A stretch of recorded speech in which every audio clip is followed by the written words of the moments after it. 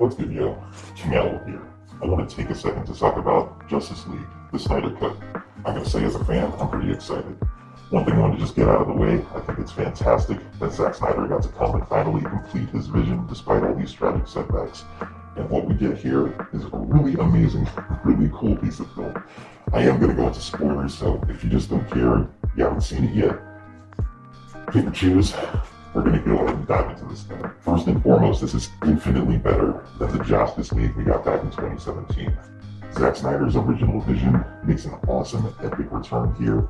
It's a super dark take on it. Anything that Joss Whedon added to this movie ruined the original tone, because this is heavy. That being said, there are some surprisingly good comedic beats.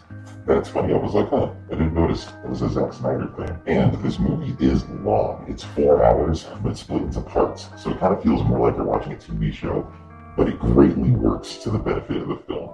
It never feels like it drags, the pacing is really good, and everything has a lot of impact. There's a lot of emotional impact to certain character beats and events that just didn't have the time to really gestate in that god-awful theatrical cut. All the events that transpire in this movie actually have weight.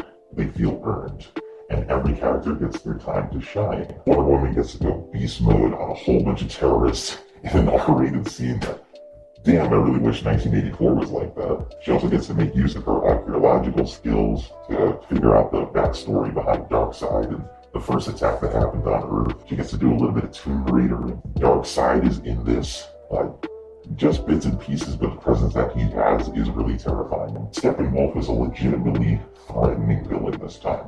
He's no longer that Oedipus complex having PS3 looking RPG villain. No, this dude's got like razor blades for armor that flex and move like living scales and catch arrows and break them. It's badass. And you actually feel for this guy now. He sort of feels like a disgraced general, like down on his luck.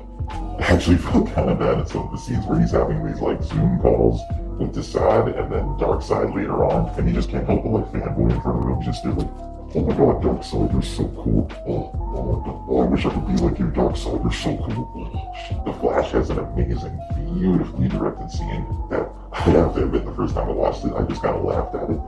But it greatly illustrates how he perceives the rest of the world, how he sees everything so fast that he struggles to maintain what normal speed should be like for everyday humans.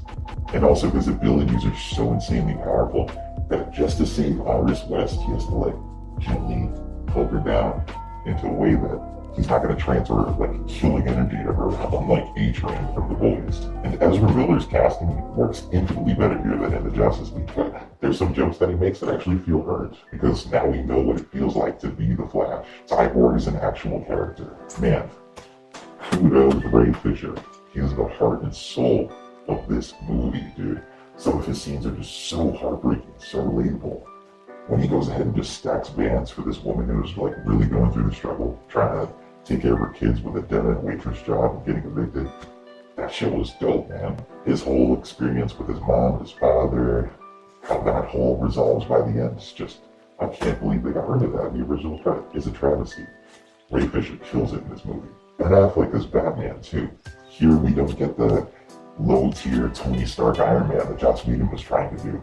Instead, we have a man who's actually trying to, for once, as he even says in the movie, come back to learning how to have faith, how to be a team player, because that's something he would have allowed himself to do after the death of Robin. You really get the sense of a man who's been beaten and broken down by the world so much that it takes God levels of a threat, and the fact that he made a huge mistake in trying to kill Superman, that he has to somehow right these wrongs and bring the people together in order to defend Earth. It's a really good setup for the Justice League. Jason Momoa as Aquaman, he gets played a little less down for the whole surfer boy type. I think that scene in Atlantis is way better this time around. Steppenwolf comes in and just lays absolute waste to the Atlanteans. He even cuts some dude in half at one point, and the mirror blood bends the blood out of his face. Like, yes, great use of that R rating. There's plenty more Jason Momoa all around being badass, and he feels more grounded as an Aquaman character. He doesn't feel like a joke this time. No lasso scene either, thank God. And while we're talking about awesome badass performances, kudos to Jeremy Irons as well, who just kills it as Alfred. I love him as Alfred in Batman v Superman, and I love him again here. He's got some really great comedic beats, really great chemistry with the rest of the cast. There's just something about Alfred being a sick of your shit Master Wayne whiskey drinking badass that just really translates to the screen a lot better. Badass, Alfred. And this is also coming off of watching him play Adrian Veidt in the Watchmen series on HBO. And if you haven't seen that, you go right now, you go do it. It's amazing. What an amazing piece of television. And one more piece of praise to give to this movie, the soundtrack. Junkie XL and Hans Zimmer. Oh, knocked it out of the park. Good shit. Fuck Danny Elfman. Fuck Danny Elfman.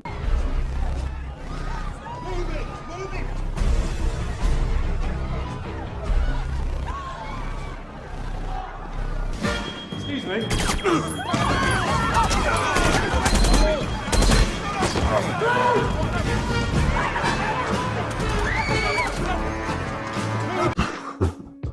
That bank scene was atrocious compared to this one. I don't even want to talk about it. Each scene where we're introduced to a hero feels earned, and every comedic beat also usually tends to land because these characters have been fleshed out in a way that we're going, alright, I can see that being a reasonable reaction. Like one of my favorite scenes is where they decide to dig up Soups and then flash this up and like to Cyborg, you know, you and I can just do this in a nanosecond, right? And they're like, yeah.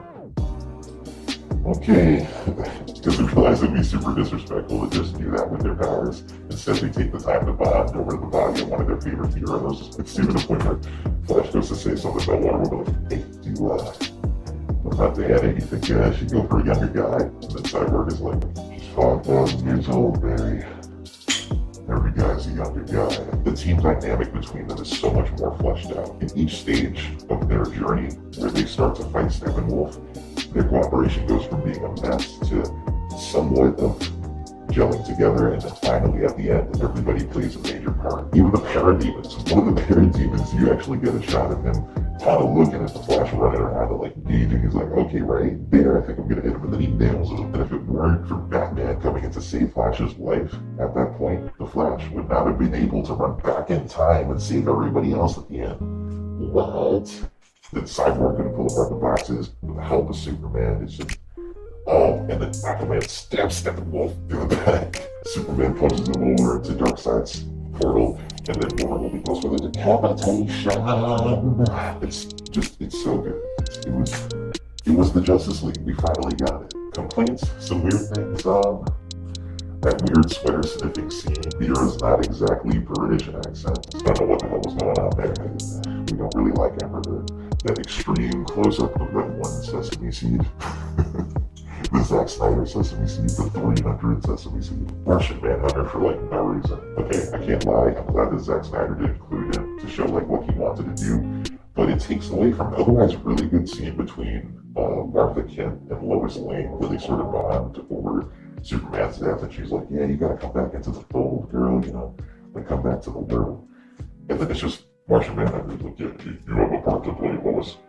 It kind of takes away from the gravity of that scene, but those complaints don't take away from how I feel about this movie. Even the epilogue at the end, despite it overdoing Lord of the Rings 3's endings multiple times over, at least it was cool to see the vision of what Zack would have done if this got off the ground originally. I'm super hopeful for a sequel. I don't think we're gonna get one, but hey, enough fans complaining to rally together and get this thing off the ground to begin with. So who knows? Maybe we can get another Justice League if we complain enough on the internet. All in all, I'm gonna go ahead and give this movie the Bernie Sanders seal of approval. It felt like getting free healthcare.